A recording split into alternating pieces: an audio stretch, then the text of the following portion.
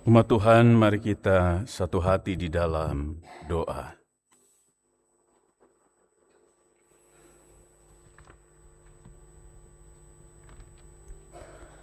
Allah Bapa, Anak, dan Roh Kudus, kembali kami menyatakan kerinduan kami untuk boleh mendengarkan, merenungkan sabda Tuhan yang akan kembali mengingatkan setiap kami bahwa Allah tidak pernah meninggalkan kami. Engkau selalu mendampingi, Engkau senantiasa menyertai perjalanan kehidupan kami dengan segala pergumulan yang kami hadapi. Tentu bersama Tuhan kami boleh menjadi tenang dan punya kekuatan baru untuk melewati segala sesuatu. Dan karena itu kami mau merenungkan bagaimana juga Tuhan menyertai Elia dalam pembacaan Alkitab saat ini.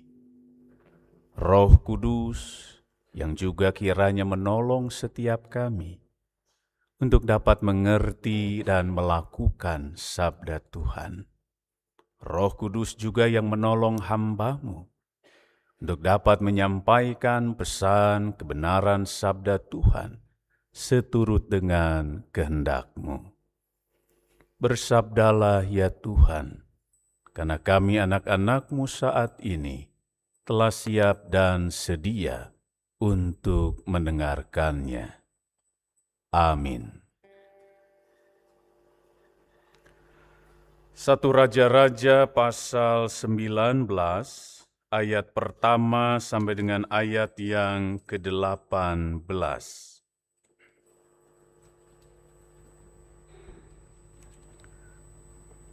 1 Raja-Raja 19 ayat pertama sampai dengan ayat yang ke-18.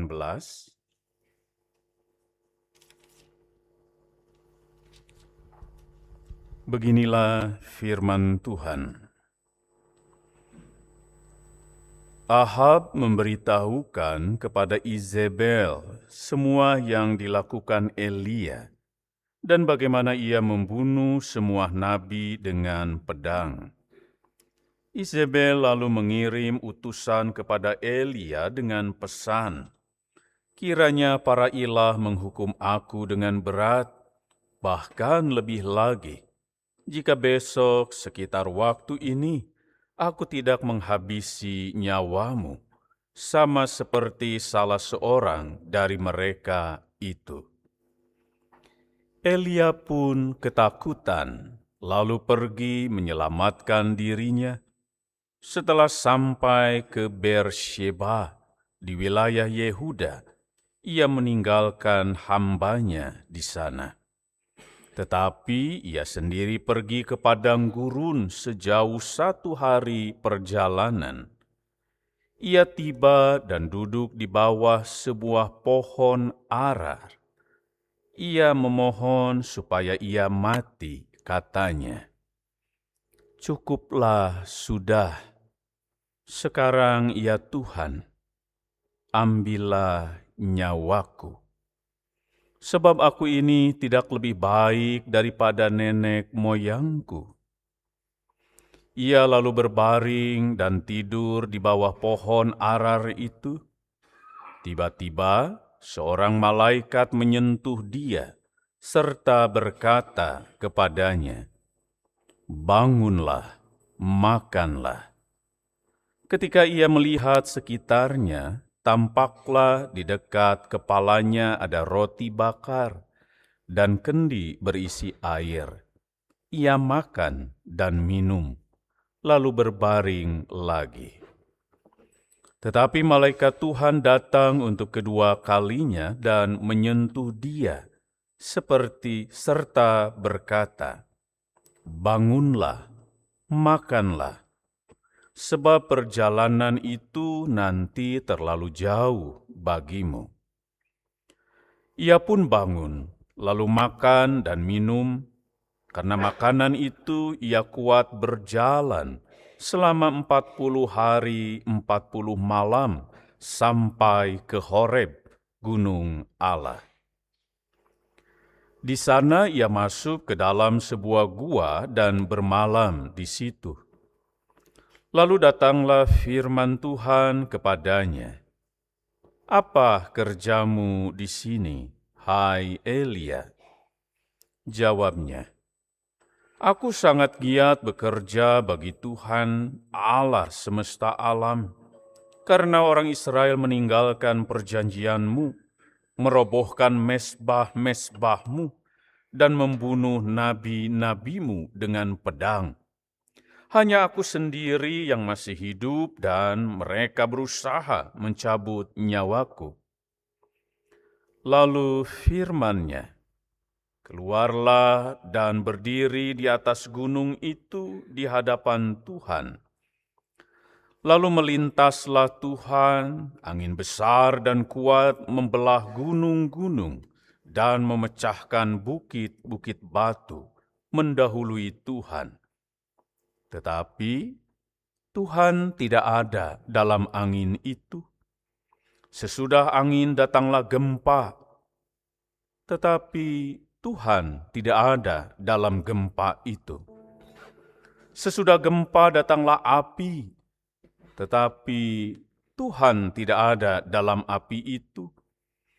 Sesudah api itu datanglah suara embusan yang lembut. Ketika Elia mendengarnya, ia menyelubungi mukanya dengan jubahnya, lalu pergi keluar dan berdiri di pintu gua itu. Datanglah suara kepadanya demikian, "Apakah kerjamu di sini, hai Elia?" Jawabnya, "Aku sangat giat bekerja bagi Tuhan, Allah semesta alam, karena orang Israel meninggalkan perjanjian-Mu, merobohkan mesbah-mesbah-Mu, dan membunuh nabi-nabi-Mu dengan pedang. Hanya aku sendiri yang masih hidup, dan mereka berusaha mencabut nyawaku." Firman Tuhan kepadanya, "Pergilah, kembalilah pada jalanmu ke padang gurun Damsyik.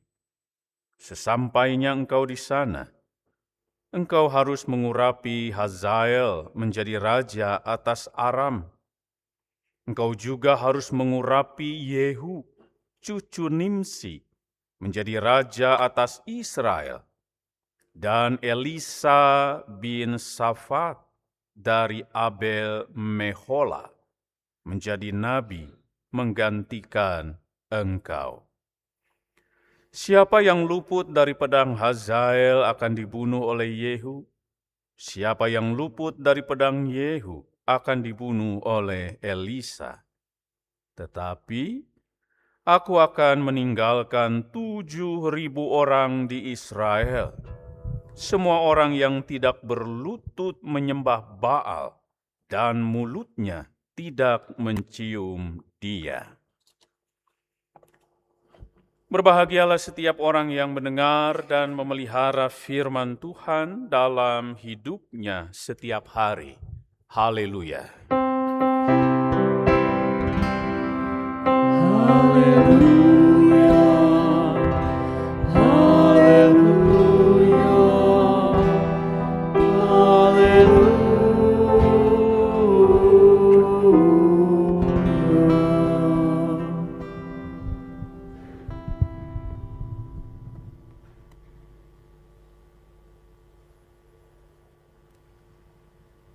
Bapak, Ibu, dan saudara-saudara yang dikasihi oleh Tuhan Yesus Kristus, tentu setiap kita pernah mengalami berada dalam satu situasi yang rasa-rasanya memang tidak mudah, tidak gampang, situasi yang bisa dikatakan berat, pelik, rumit, ya, situasi yang tidak menyenangkan. Sehingga kemudian seolah-olah kita merasa sendirian. Nah, ketika kita merasa sendirian, maka ada satu ungkapan Sunda yang bisa menggambarkan itu.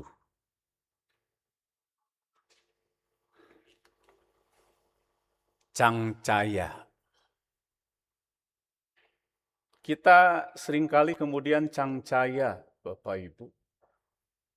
Cangcaya itu yang nggak percaya, cangcaya itu ragu, cangcaya itu mempertanyakan banyak hal. Bisa enggak? Mungkin enggak. Tuhan itu masih berkuasa enggak? Tuhan itu dengar saya enggak? Tuhan itu menolong saya apa tidak? Ungkapan ulah cangcaya da Gusti Aya ini hendak menegaskan, oh jangan ragu, Tuhan itu ada. Sekalipun kita berada dalam satu bahaya. Tuhan itu nyata, Ia punya kuasa, meskipun kita merasa ada banyak hal yang kita tidak bisa hadapi. Nah, karena itu tentu pepatah ini baik, pepatah ini penting, karena mengajak, mengingatkan kita untuk tidak menyangsikan kuasa Allah, untuk tidak meragukan kehadiran Allah. Tapi Bapak Ibu tentu kadang kita bisa kehilangan percaya ketika berada dalam berbagai situasi yang memang tadi berat, tidak mudah, kondisi pergumulan terhebat, terberat. Yang pertama misalnya ketika kita merasakan hese capek teka pake. Hese itu susah ya capek ya capek. Elia sempat berada dalam kondisi ini. Ketika dalam pelariannya ia dijumpai oleh malaikat Tuhan.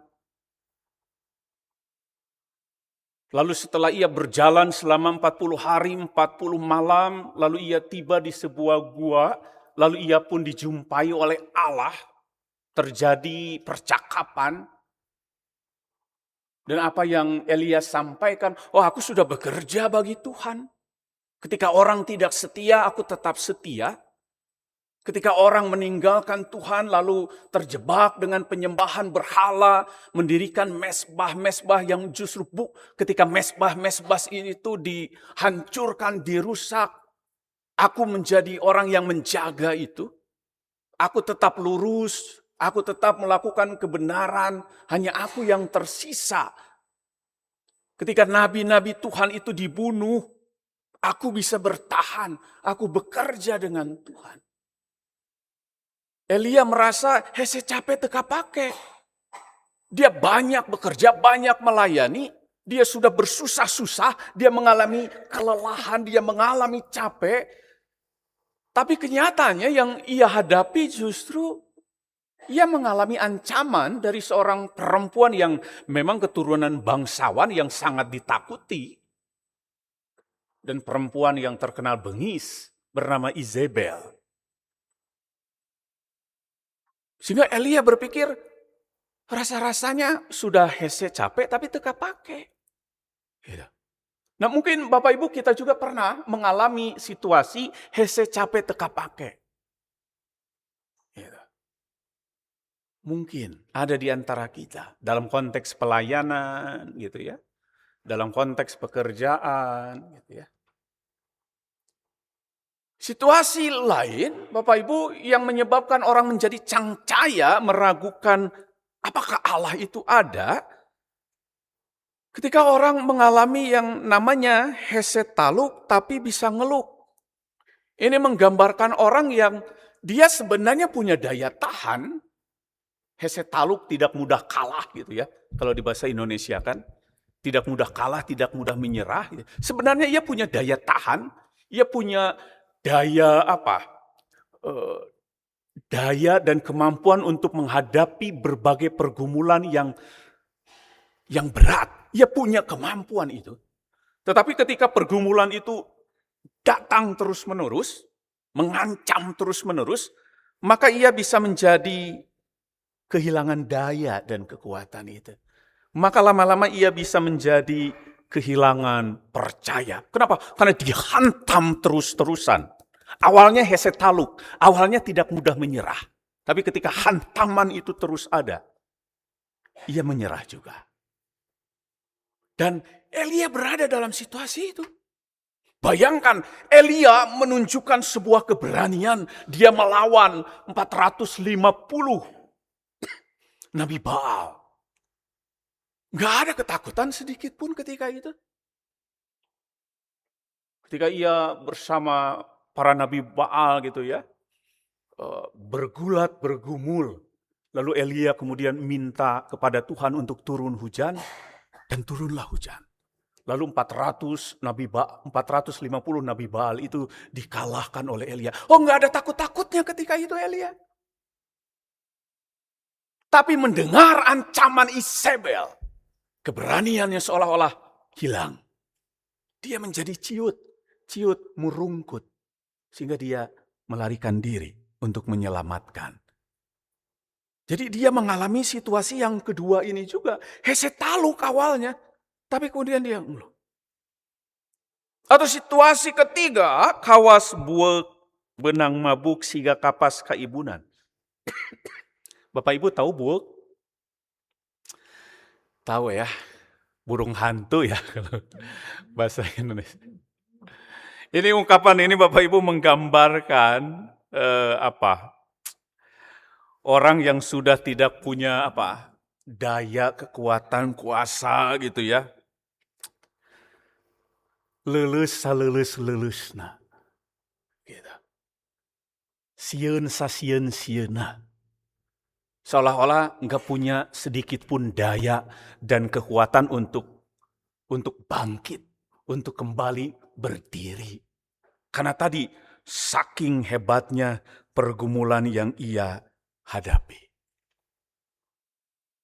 Nah, dalam 1 Raja-Raja 19 ayat 1 sampai 18, tentu sekali lagi Elia pernah mengalami hal-hal tadi. Leungit sumanget, ilang daya, beak percaya, sieun nu hese dipikeun. Dia kehilangan semangat untuk melayani, untuk bekerja, karena ketakutannya sangat besar. Ia kehilangan daya, ia kehilangan kemampuan, ia kehilangan percaya. Sieun nu hese dipikeun, takut yang susah untuk dibuang. Ketakutan itu terus mengiringi Elia. Nah, mengapa itu bisa terjadi, Bapak Ibu dan saudara-saudara? Kita mengenal istilah burnout. Kalau saya sampaikan dalam bahasa Sunda, berarti itu situasi epes mental, rungsing bayah, nunggelis, jeung capek ati. Burnout kan semacam kelelahan mental. Secara psikologis sangat capek, sangat lelah. Gitu. Nggak bisa berpikir jernih lagi. Nggak bisa menguasai keadaan. Nggak bisa mengambil sebuah keputusan. Capek secapek-capeknya. Gitu. Kadang mentalnya kena. Gitu. Ini situasi yang tidak mudah. Dan Elia kan berada dalam situasi itu. Sehingga dia mati saja aku gitu. Seolah-olah kan Elia mau mengatakan seperti itu. Mati saja Tuhan. Biarlah aku mati. Gitu. Sehingga apa yang Elia lakukan? Ya dia ketika diceritakan dia di bawah pohon arar. Ya dia tidur. Gak melakukan apa-apa. Gak bisa berpikir. Elia merasa sendiri. Elia merasa sendiri. Mungkin bisa saja Elia berpikir, kok gak ada yang lalu kemudian datang Orang datang lalu mengatakan, "Oh, jangan takut sama Izebel, aku akan membelamu, aku berada di sampingmu." Kalaupun Izebel bersama pasukannya datang, tenang, kami akan menolongmu, kami akan menjagamu. Nggak ada orang-orang seperti itu. Dan Elia merasa sendiri, Bapak Ibu dan saudara-saudara. Bapak Ibu kalau sedang menghadapi berbagai persoalan, lalu Bapak Ibu merasa sendiri, Bapak Ibu ngapain? Kan pasti rungsing, pusing ya, riut, sirah asa bejad, asa rujat, riut, gitu. Stres. Elia mengalami stres yang luar biasa. Sehingga tadi, sieun nu hese dipikeun. Namun Bapak Ibu dan saudara-saudara, tentu Tuhan tidak diam. Ia hadir, ia bertindak, ia mendekat. Tuhan tidak diam. Tuhan henteu cicing. Tuhan tidak abai. Tuhan tidak absen.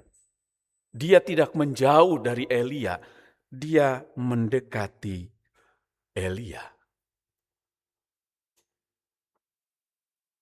Dan dalam pembacaan kita ayat 4-8 kita melihat dalam pelarian Elia, Tuhan memberikan waktu kepada Elia untuk semacam rereh.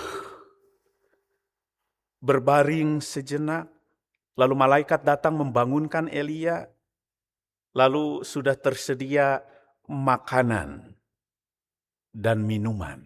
Minuman dalam kendi, catatan Alkitab, lalu ada roti bakar. Saya nggak tahu ini rasa coklat apa rasa apa gitu ya. Rasa stroberi nggak tahu lah. Nggak tahu waktu itu sudah ada maca gitu ya. Nggak tahu juga ya, mungkin rasa orisinil lah. Gitu. Bayangkan. Dan itu Bapak Ibu semua menggambarkan Allah itu nggak jauh gitu. Allah itu menghadirkan dirinya melalui malaikat yang memberikan makanan dan minuman supaya Elia dalam kelemahan secara fisik juga tentunya, Elia menjadi pulih.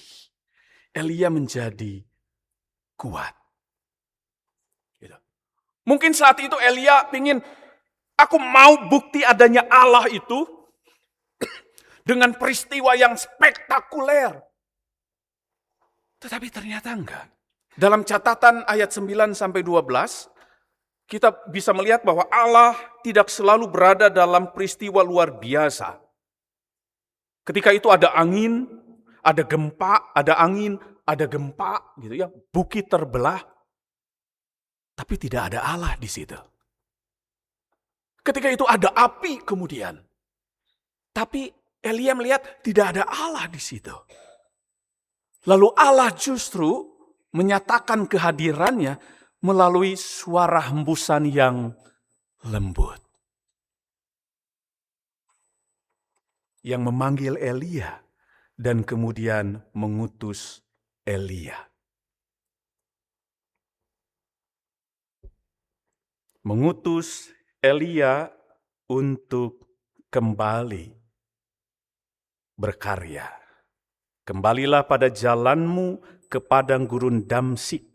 Sesampainya engkau di sana, engkau harus mengurapi Hazael, menjadi raja atas Aram, Yehu, menjadi raja atas Israel, Elisa, menjadi nabi menggantikan engkau.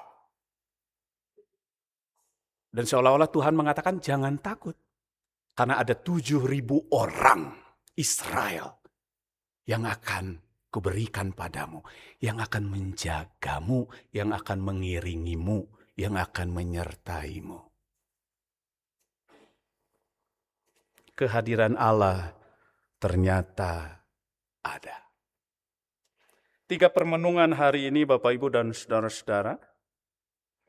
Ini bahasa yang sering saya pakai. Dinasieun Gusti moal miceun Bapak Ibu. Karena itu dalam ketakutan, dalam kekhawatiran kita diingatkan bahwa Tuhan itu tidak pernah membuang kita. Meskipun Ia tahu kita lemah, tapi Tuhan tidak membuang kita. Kita bisa gagal, Tuhan tidak membuang kita. Ia ada. Karena itu dalam pekerjaan kita, dalam pelayanan kita, dalam pergumulan kita, ulah eureun ku sieun, jangan berhenti karena takut. Jangan berhenti karena takut. Kita diajak untuk tetap lanjutkan perjalanan kita, pelayanan kita. Dina paur Gusti pasti maturan. Memang perjalanan kehidupan kita bisa ngabentur, bisa gagal, bisa merasa tak berdaya, bisa merasa sangat berat, tapi Tuhan tidak akan membiarkan kita hancur. Dia tidak akan. Kita bisa jatuh, tapi kita bisa bangkit kembali. Kita bisa merasa leles, nah, tapi Gusti numaturan bisa memulihkan kita. Dina sangsara Gusti tetap miara. Dalam situasi yang berat, dalam situasi yang tidak mudah, Tuhan tetap mendampingi, menjaga, menemani, memelihara kita. Karena itu kita diingatkan memiliki iman nu teu leungit ku sulit, teu eleh ku hese, teu runtuh ku ripuh. Gitu. Jadi iman nu teu leungit ku sulit, teu eleh ku hese, teu runtuh ku ripuh. Bapak Ibu dan saudara-saudara, milikilah iman yang tetap percaya. Sekalipun kehilangan daya. Seperti lagu Walau Gunung Tak Berpindah. Kita bisa nyanyikan bersama-sama Bapak Ibu.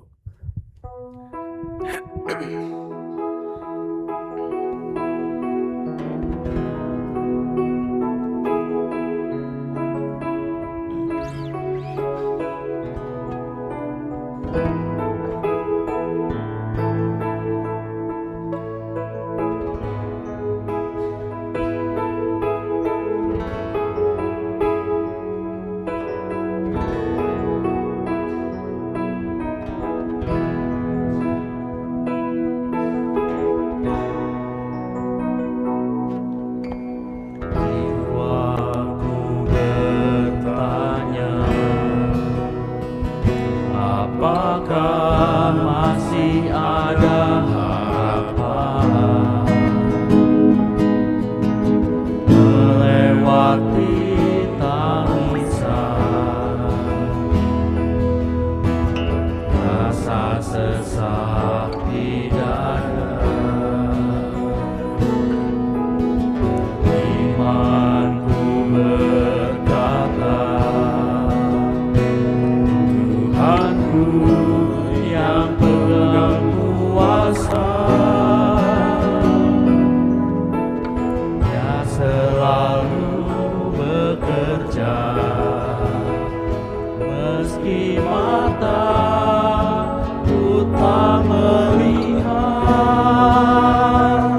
walaupun gunung itu tak berpindah, tetap percaya Kau yang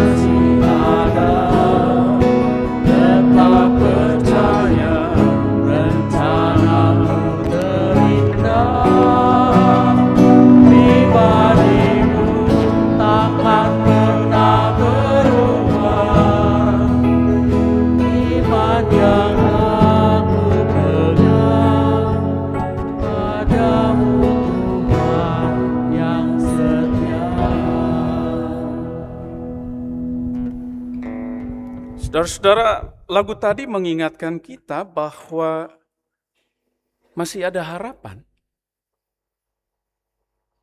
Mungkin kita minta, Tuhan gunung itu pindah, aku minta bukti. Engkau ada, engkau berkuasa, engkau bekerja, dan masalahku akan selesai. Aku minta bukti. Tapi persoalannya ketika bukti itu belum kita lihat, ketika gunung itu tidak pindah, apakah kita masih percaya? Elia melihat, ia merasakan angin, ia melihat api, tapi ia tidak melihat Tuhan. Dan itu kondisi terberat Elia. Apakah kita bisa tetap percaya dan tidak cangcaya, tidak menjadi ragu? Ketika lagu tadi mengatakan dalam bait ketiga, walaupun masalahku masih ada, tetap percaya rencanamu indah. Seringkali kita katakan, Tuhan selesai dulu masalahku, aku mau percaya kok. Selesai dulu persoalanku, aku mau aktif lagi ke gereja. Tapi kalau nggak selesai, nggak mau. Aku mau clear, aku mau jelas, aku mau eces jentrek. Aku mau melihat kuasamu nyata. Kalau aku masih berharap, aku nggak mau Tuhan. Lagu tadi sangat indah Bapak Ibu dan saudara-saudara. Menegaskan, mengingatkan kita, masih ada harapan. Karena itu Bapak Ibu dan saudara-saudara, penyertaan Tuhan tidak membuat hidup kita menjadi gampang. No. Penyertaan Tuhan tidak membuat hidup kita menjadi hampang. Hampang itu ringan. Masalah kita tidak menjadi cetek. Masalah kita tidak menjadi kecil.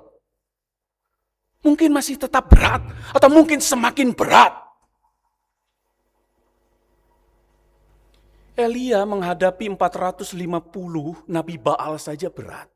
Elia menghadapi tegar tengkuk umat Israel ketika itu udah berat. Dia sudah bekerja capek-capek, diancam oleh Izebel bahwa dia akan dibunuh. Ia merasakan hese capek teka pake seolah-olah. Penyertaan Tuhan, iringan Tuhan, tidak membuat hidup kita menjadi hampang ringan, tapi kita pasti ditopang. Dan firman Tuhan mengingatkan kita itu, Ia Allah yang menopang. Penyertaan Tuhan tidak selalu kaciri. Kaciri itu terlihat. Penyertaan Tuhan tidak selalu terlihat. Tidak selalu kaciri. Tapi karasa. Karasa. Tidak selalu katara. Tapi karampa. Tersentuh. Dan kita di situ bisa merasakan kehadiran Tuhan. Dan ini bagian terakhir Bapak Ibu. Hat is nebij, ook wanneer wij geen kracht meer hebben. Tuhan hadir. Bahkan bukan hanya hadir. Tuhan dekat. Bahkan ketika kita sudah tidak memiliki kekuatan. Tuhan dekat. Tidak apa-apa kalau kita pernah mengalami kondisi seperti Elia. Sangat manusiawi. Karena itu dalam hidup Bapak Ibu, bukan persoalannya apa. Bukan seberat apapun. Tapi persoalannya adalah ketika masalah itu ada, ketika masalah semakin berat, persoalannya adalah kita berjalan dengan siapa? Kita disertai oleh siapa?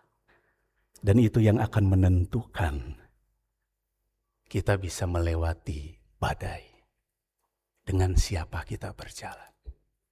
Dan kiranya setiap kita berjalan bersama dengan Tuhan dalam iringan kasih Tuhan, melewati badai kehidupan. Gusti Yesus ngeberkahan. Amin.